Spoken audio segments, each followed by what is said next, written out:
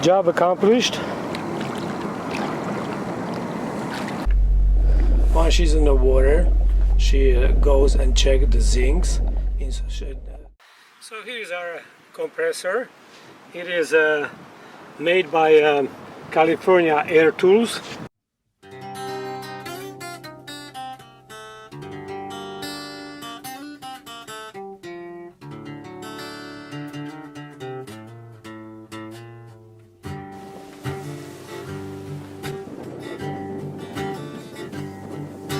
Sailing for the South Seas and the full sails are flying.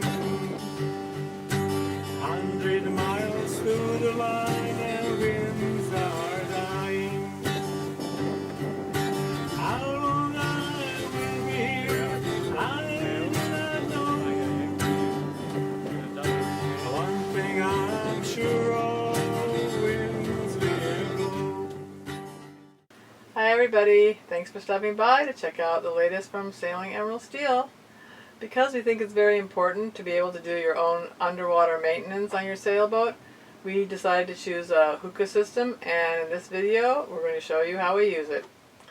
But as always, before we get started, we'd like to thank all of you for your awesome comments and thumbs up on our last video. We really appreciate it. Thank you guys. Just remember that diving is serious business, so go and take some classes or read some books about diving because you don't want to get hurt. Do your research first, and remember it's always helpful if you have another person there when you're diving so you can have someone watch over your equipment and so forth.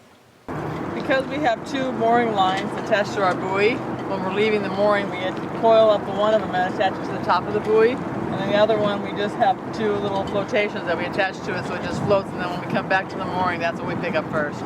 Yes, the one there closer to a buoy serves so the line doesn't sink too deep and gets wrapped around the chain. So here is the buoy which you attach to the end of the line. So when we get back we can pick her up the line. Okay, Susan, so what you gonna be doing now? Well, sometimes it doesn't matter how much you prepare your lines or try to make sure everything's just right. Your lines will get fouled, your anchor line or your mooring line, and you have to resort to other measures. Diving down and fixing it yourself. Luckily she can do that, otherwise I would have to do it. And if not me, I would have to hire mooring company people, yep. And they charge about $100 an hour, so no, we prefer to do ourselves. All right. Going in.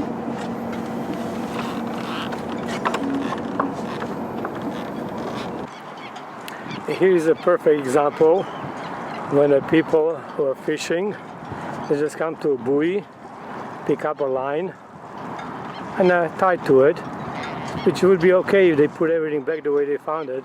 But if they don't, and then when you get back, you will find your line underwater all tangled up.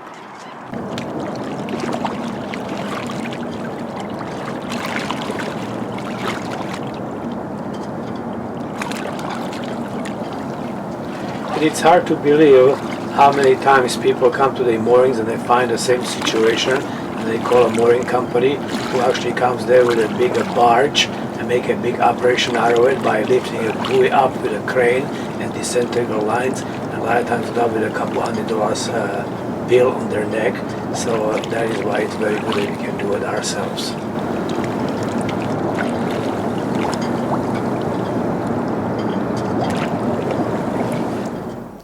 While we were off our mooring, the line got wrapped around the main chain during several tidal cycles. It was tangled up pretty badly, and it took quite some time and effort to undo it. Luckily, it doesn't happen too often, but like Jules mentioned, it's good to be able to fix it yourself.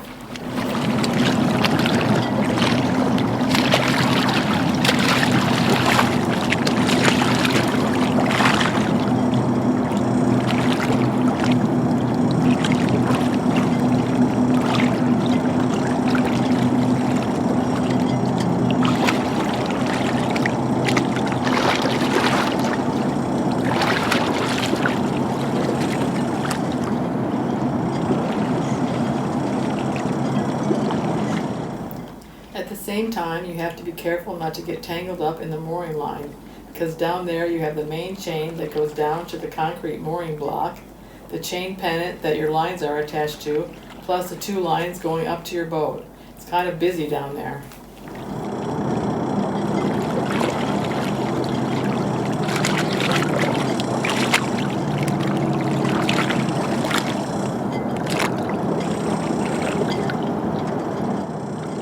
You got it?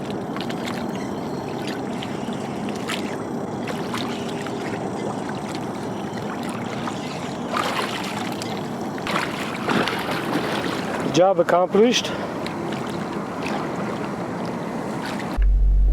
Once she's in the water, she goes and checks the zincs. Today she'll be installing a new shaft zinc, so it has to be properly installed.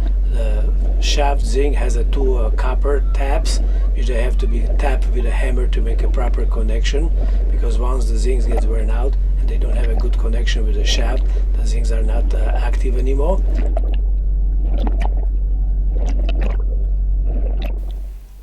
While installing the shaft zinc, you have to be very careful that you don't lose the small screws which hold the 2 halves together, the Allen wrench, or the hammer. The gloves make it even more difficult. Once you drop anything, it's gone for good. It's pretty muddy down there on the bottom and very hard to retrieve. In the summer, the gloves aren't really necessary, but in the winter I wear gloves because my hands start to get numb when I'm in the cold water for very long. Plus, they protect my hands from getting cut on barnacles.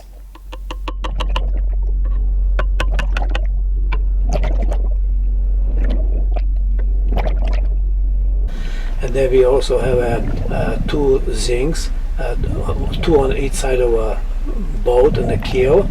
So she makes sure those zincs are in a good shape. She wipes them if necessary, check the through hole.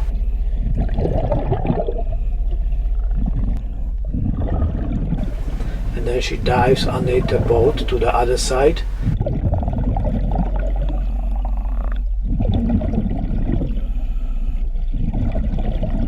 Where she inspects 2 more zincs. And also check the depth sounder to make sure it's nice and clean.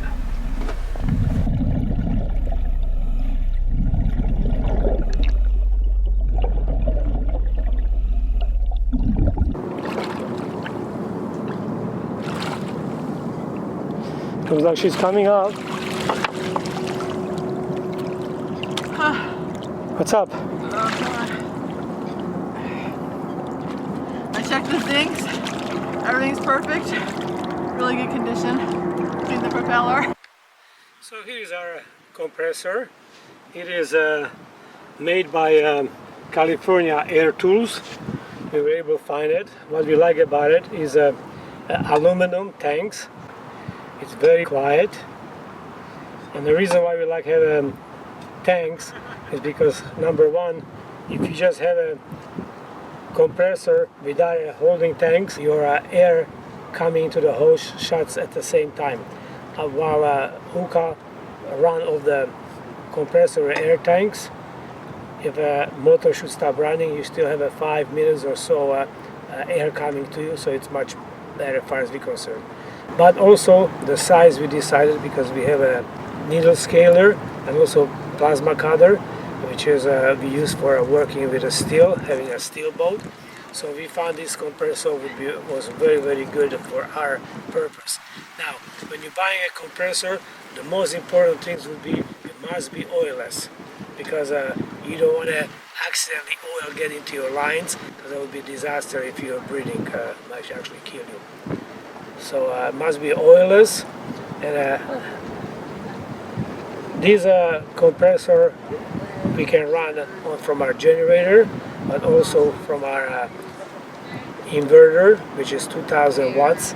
It makes it very nice, so when we are in a quiet anchorage, we can run the compressor while we're diving on the boat without disturbing anyone, because the compressor is very quiet and the inverter doesn't make any sound at all. We also have a water separator here, which after running a compressor, when a job is over, we open the drain cock and let all the water, all the moisture out, So it's a kind of nice addition, keeps water from your lines, while we also have an air filter which removes any possible debris from the air. And the system also consists of a regulator specifically made for hookahs, and then we have 60 feet of hose specifically designed for hookahs as well. So the best thing about having a hookah, as far as we're concerned, is that you can do your work on the bottom of the boat. Yes, we used to free dive, and we still do on occasion, but any kind of longer job like changing zincs or just cleaning the bottom, we'd like to have the hookah. We can stay down there a lot longer without having to come up. A lot of people use scuba tanks, but for us we decided we'd rather have the hookah. The scuba tanks hit the boat and it's steel, so they don't really go together too well. Also might be a problem with refilling it. Right, and refilling them. So yeah, we're pretty happy with the hookah. We've had it for quite a few years. And so two thumbs up. Really not question what's better, it's a question what you decide, and we both decide on the hookah, and we had it for years and it works very well. And here the compressor is on. You can see how nice and quiet it is. This way we don't disturb anybody in the anchorage while we're doing our maintenance. After Susan untangled the lines, now you can see they are nice and free. So there is a wide line from the bowsprit which holds the buoy from coming here to the boat. The line is as long as the bowsprit, so keep her just right of our front of the hull. And then I have two lines. Each one has a good protection chafing gear, as you can see. A fire hydrant hose, which works very well, and they're attached to a strong point on a boat, are a Samson post. Okay guys, so I guess that's it for now. I hope you enjoyed the video, and if you did, don't forget to leave a comment and a thumb up. Thank you to all of our new Patreons and people that support us through PayPal. We really appreciate you guys' help, and we'll see you next time. Bye-bye.